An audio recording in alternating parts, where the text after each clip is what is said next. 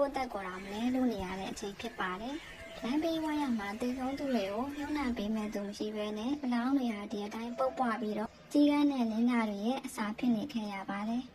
အဲ့ဒီလောင်းတွေထဲမှာအယိုးပေါ်အရေးတင်ပြီးငန်းငန်းပြပြနဲ့တေဆုံးသွားတဲ့ကောင်လေးတယောက်ရဲ့ဝိညာဉ်ဟာမကျွတ်မလွတ်ပဲလွင့်ပါနေခဲ့ပါတယ်ဒီနေ့မှာတော့ဂမ်ဘီယာပညာကိုအနေငယ်တက်ကြွနဲ့ဆောင်းမောင်ဆိုတဲ့သူတစ်ယောက်ဟာလမ်းဘေးကအလောင်းကိုလက်နဲ့ပုတ်ပြီးတော့အခုလိုပဲခေါ်လာခဲ့ပါတယ်ဟေးကောင်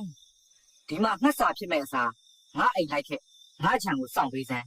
မင်းနေဖို့နေရာပေးမယ်သူကအဲ့လိုခေါ်လာခဲ့ပြီးတော့အဲ့ဒီဝိညာဉ်ကိုသူ့ရဲ့ခြံထဲကညောင်မင်းအိုကြီးမှာနေခွင့်ပေးပြီးတော့ခြံဆောင်ခိုင်းထားပါတယ်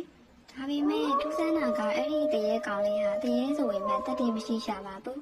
သူကညဘက်တွေခြံထဲကိုခိုးဝင်လာတဲ့သူတွေကိုဆောက်လန့်ရမယ်အစားသူကဆောက်လန့်ပြီးတော့တစ်ပင်ပေါ်မှာတော့တုံနေတတ်ပါတယ်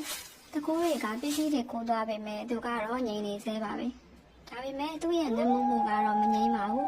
တရေကောင်လေးဟာအရင်ကျွေးတဲ့အစာနဲ့မတင်းနေနိုင်တော့ပဲအရှင်ရဲ့ကလေးငယ်တွေကိုမကြာခဏဝင်ပို့ပါတော့တယ်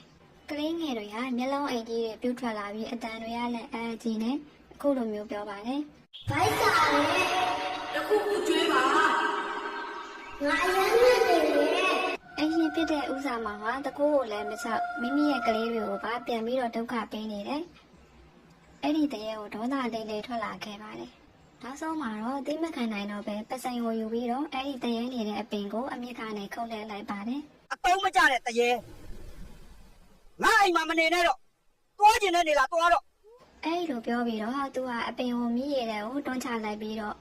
တရေဝိညာဉ်ကနေတဲ့တစ်လုံးကြီးဟာရေစင်းနဲ့တူမျောပါသွားခဲ့ပါတယ်တရေကောင်လေးရဲ့အုံဟင်းကိုရိုတန်ဟာလေထဲမှာတဖြည်းဖြည်းပြက်ကွက်သွားပြီးတော့ခေပြကြီးရဲ့နောက်ထပ်ကျမ်းမပွားရပုံမြင်တစ်ပုဒ်အဖြစ်ကျန်ရစ်ခဲ့ပါတော့တယ်